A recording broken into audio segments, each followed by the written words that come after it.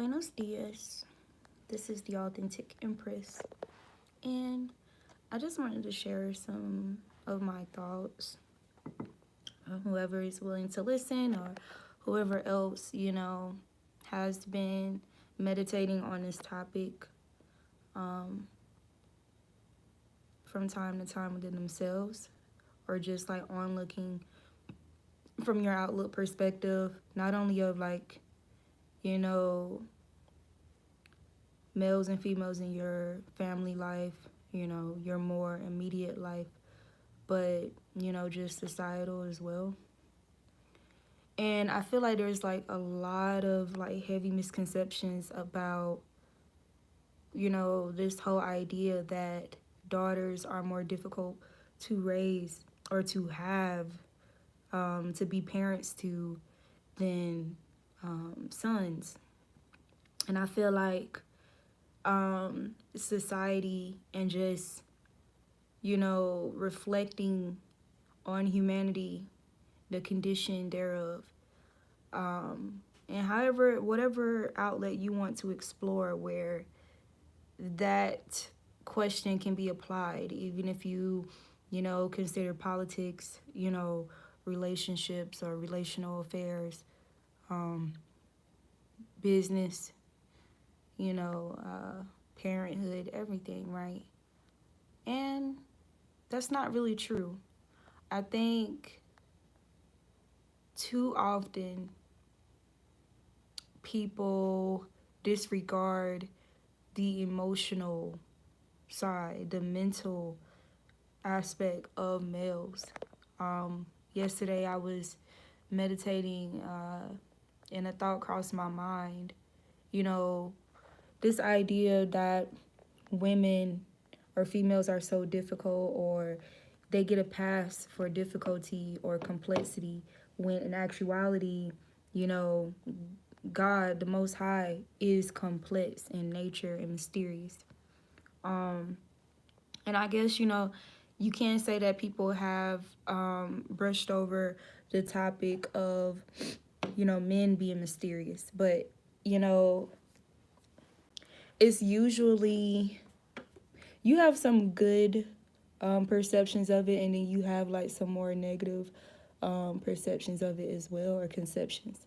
Like, mysterious on the grounds of being deceptive.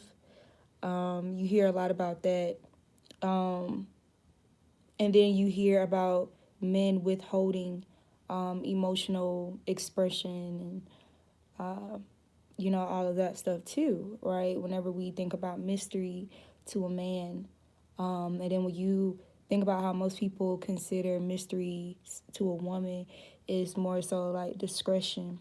Um, but I think it's kind of unfair to not see with a more balanced perspective of people in general, of souls in general, that, either sex can share that kind of identity or aspects or characteristics or character traits when it comes to that level of mystery. Like, is it absolutely wrong for men to also have like a level of discretion to their personality or their character on the grounds of protection, which a lot of people will say, or a lot of women may vouch and say that, their mysteriousness or their discretion comes from, like a place of safety or security, protection and stuff like that. I know for a fact there's guys who feel that way too.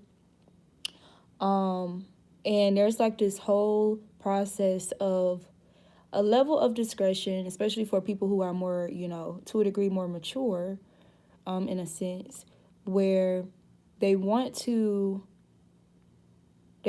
be sure that whom they open up to or allow access into, like, their most delicate, fragile self, will be trustworthy, with that information. Instead of at some point, if things, when there's some type of disagreement, right, because of people differences, everybody has differences. That's just, you're your own unique, original, authentic, well, not everybody's authentic, but you're your own unique, original person. It doesn't matter how much you want to be like somebody else, how much you idolize someone else, or how they carry themselves. It really doesn't matter. Like, there's no getting away from that. Like, you're still going to have significant differences from another person outside of yourself. That's just a given. um and even though you have people who say, you know they'll declare this, with somewhat confidence, oh, that being different and stuff like that. But then you have otherwise by how they carry themselves, how they themselves to kind of wash away their uniqueness, and kind of start to mimic the physical identity of others, or even if it's like the way you express yourself. We pick up things like culturally and stuff like that, like ways of speech or certain words and phrases and stuff like that. You know, but I feel like there's a line where it can become just a little bit too much. Um, but I guess what I wanted to say was that's not really true, for people to say that girls are more difficult to raise than boys. I feel like that is a total misconception that needs to be decoded. It needs to be reevaluated. It needs to give more um, empathy, or show more empathy for masculines, for males. Because when you have that type of mentality towards boys, um, you can become severely neglectful to them, to their feminine side, right?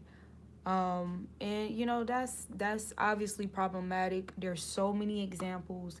There's so many different outcomes, of how that is problematic when a man, or when a guy, a male, is neglected emotionally, mentally, psychologically, intuitively, those different things, opposed to just like societal expectations or societal grounds. That's why I said, on what grounds is this actually true? Given the evidence, the ample evidence that we have all around us and throughout our life, whether that be through fatherhood, our own brothers and nephews and uncles, or just men that we see, in society in general, and not only how they treat women, right? Because yes, um, there should be acknowledgement of how um, a lack of, well, how improper parenting or improper perceptions or conceptions of men can result into the mistreatment, or under analyzing, or like lack of understanding, lack of rapport when it comes to the opposite sex, right? However, it should also be emphasized just as equally, um, how it reflects on how they treat themselves, in their own feminine side, in most cases, and it's just like it's the same thing with nature. In most cases, when a man or a guy has a history, or his behavior with the opposite sex, with feminine, is improper, is imbalanced, it's unstable, it's misguided. In most cases, it's a reflection of how his energy is within his own self. So it's like it's not just about how he treats the opposite sex, like it's also about how that feminine aspect of himself has been treated by those, who is like responsible for care of that, whether that be his parents, guardians, the women, the men in his family, especially the men, the other men in his life and stuff like that. How is the son's feminine side recognized, or is it in most cases, like it is, severely neglected? And then how does that then trickle into other aspects of their life, including the opposite sex, right? So even when it comes to taking care of, nature, or like having respect for earth, where You know, you have some people who have no never mind, you know, they don't really have true regard for not littering on earth. And we know earth is a feminine energy. We know water is a feminine energy. You have a lot of people who are malnourished. You have a lot of people who are severely dehydrated. You know, they don't have a healthy relationship with water, right? And we're like 90% or more of water, you know, so all this stuff is connected. And so when you think about water, you know, on the outside of us that we can see, you know, some water you can tell that is polluted or is unclean, right? And some waters you can't tell, you know, that there's some type of chemicals or some things in it that's not, you know, the best for you, right? That's when you have, you know, all, you know, the natural gurus, you know, start to talk to people about the difference between spring water and, you know, other kinds of water, and how Aquafina is trash and this, that, and the third. Because there is a difference, whether it be, you know, completely visible or not. Sometimes certain conditions, you know, have to occur before those things become visible. Like, for example, let's say you open a bottle of water that's been manipulated or modified, and not in a proper or like healthy sense, like with Aquafina. And I can say this because I've experienced it. Um, or what's another one? Uh, Dasani, right? So Dasani or Aquafina. Let's say you open that bottle of water, you drink some of that water, right? And you close it and you leave it sitting for a while, and then you come back to it and you see like little bubbles and little, you know, things, you know, start to form where the bottle is like empty at the top from where you already drinking the water, right? And then notice after it sits for some time, you go and you drink that water again, and you start to taste that like a metal, like a taste that kind of tastes metal-ish or like chemical-ish, metal rusty, you know, that type of thing, right? So that's something to take into consideration. Certain conditions have to occur before you really start to see the results of like certain neglect or improper handling or mishandling of that emotional, you know, or that water energy, which water symbolically represents emotional energy. It symbolically represents intuitive energy, creative energy. Because yes, you know, you need heat, you know, that you need that warmth, of course. Um, and that's another thing too, you know, um, fire energy, which will also represent, you know, the sun energy or any type of warmth, is in itself a masculine energy. So it's kind of, you know, it just needs like a lot more balance brought to the conversation, um, especially when it comes to like proper care.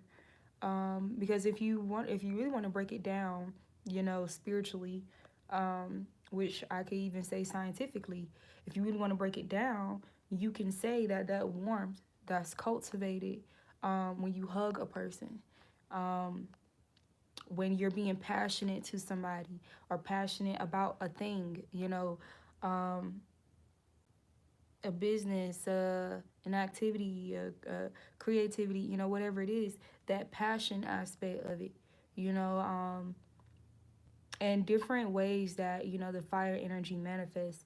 It's like you kind of need all of it, you know, for that perfect, you know, like for the plant, you know, to really grow. Not saying that there is no there's no like examples of plants being able to grow and be prosperous and, you know, da da da da, you know, with little, you know, access to certain elements. Like when you think about cacti, you know, those type of plants, right? They don't really need, you know, so much more often to be watered and, you know, stuff like that. And, you know, they can survive, you know, minimally, with light, you know, or with minimal light and stuff like that. Now, I would have to go back. I would have to go and do some research about, you know, is there like a such thing of them not needing any of this on any level? That's a good question.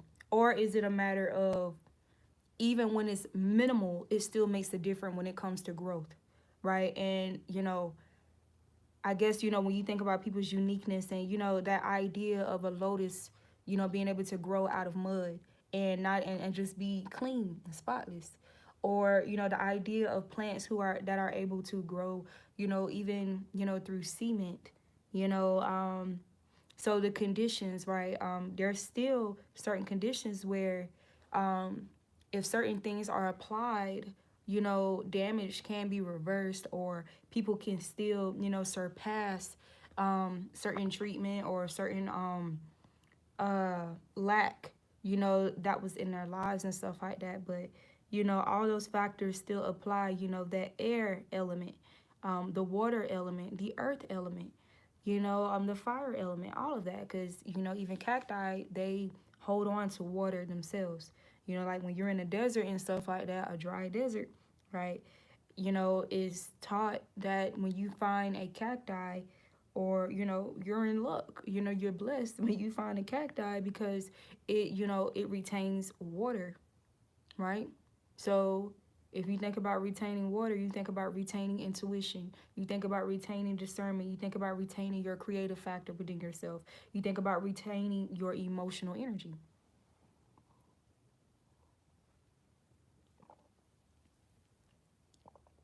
So yeah, I just wanted to say that, that's not really true. And the more often this misconception is removed from a lot of people's way of seeing what especially seeing masculines and seeing feminines, right?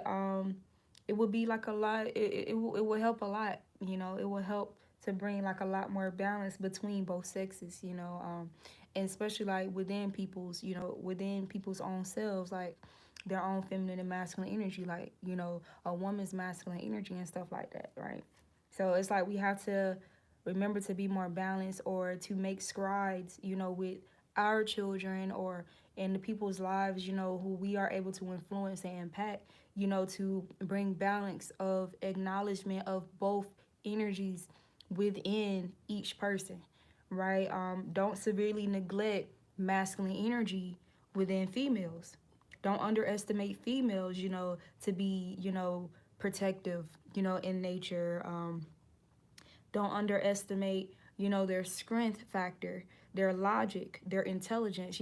Do not underestimate that within feminine energies or within females. And then do not underestimate or neglect, or, not acknowledge the feminine aspects and traits within a masculine, or within your sons, right? Their emotions, them understanding to honor and how to recognize their gut feelings, their intuition and stuff like that, so that they can move more accordingly when dealing with others, or know how to get out of situations, at the right time, and how to really hear those voices that can't really be heard, or like hear those things, about themselves or about their soul, that is not so blatant, like in your face, right?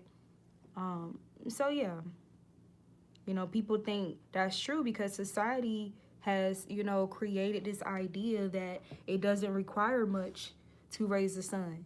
They're not, women are so emotional, and they claim that women are more promiscuous, and, all of these things. And that's really not the case. If you really break it down, is that all true? Or what can we say about the men who fumble the women, play over the women, mishandle the women, where the woman would have to go and pursue somebody else, or date somebody else, this, that, and the third, or, women are so beautiful and so seductive, naturally, and this, that, and the third, and men who lack self-control or self-discipline, something that, is not really highly regarded for them to be taught. They're always taught, more superficial things, opposed to, integrity, based things, like when it comes to self-control, dignity, and discipline, and, respect for the opposite sex, and, and seeing her past just her physical beauty, and this, that, and the third, um, or deriving confidence from the approval of an attractive female, so yeah, there needs to be more balance with that, to save a lot more heartbreak, save a lot more imbalances, such as promiscuity, um, violence, discord, all that different kind of stuff. It's because, not enough people are really, learning from our lives and what we see, and what's being repeated. Not enough people are like really, really being attentive to that. Most people are, making excuses. It's that same pattern of making excuses about it instead of like really, really tackling, the underground issue of it all, right? So yeah, like if men were taught, were educated more properly about sex, about that is beyond sex, or just beyond the primal aspects of sexual energy, things will be a lot more, a lot better. I'm pretty sure. Instead of that whole idea of having to collect regrets on your way to that. That should not be the grounds of how a person can that's the only way a person can gain wisdom or knowledge in a situation. That is not true. Unfortunately, that's how most people have to do it. But it's like if it's wisdom, if people are gaining the wisdom, what's the purpose of sound counsel? Sound counsel would be that wisdom and, sharing that information with others to, with the idea of helping them prevent the same mistakes. Not a matter of being over controlling, trying to control and dictate their every move in their life and their choices and this, that, and the third. What conversations are you having with them? What are you truly teaching them? What example are you presenting to them? Are you showing them? And that's something that needs to be applied sooner than later, right? Instead of that, oh, I got a boy, I dress him like a boy. Oh, I take him to play football, basketball, or I watch football and basketball with him. Um, I let him know that he has a pee pee and the girl has a cuckoo, and the pee pee going to cuckoo, da da da da. You feel me? Like it's not deep enough. Like there's not enough wisdom applied more often to parenting, or even just how we conceive, and not because think about conception. Think about the different meanings of conception, like conceiving a child, the masculine and feminine, conceiving a child, right? And then think about conceiving when it comes to conceptions, right? And perceptions and this, that, and the third. Like, so it's that same process that's still happening when they're formed in the womb. And it needs to be that same approach, when it comes to like how you govern them and how you guide them, you know. So yeah, that was just my thoughts. And, I just want to be, one of those people to say that's not true. It is not true that, you know, um, daughters are more difficult than sons. It's not true that, sons are more easier than daughters. It's not true that only women, are expected to submit to a level. That's not true. Men to a level also have to submit to a degree. There needs to be a more balanced approach on how we see both sexes so that nobody is neglected in any kind of way. And then that's something that causes more issues and problems later on down the line unnecessarily, where people collect those regrets or it damages their self-esteem, their self-concept, their self-confidence. Like it's like no, no, no. So yeah, those are my thoughts, and I will see you guys on the next video.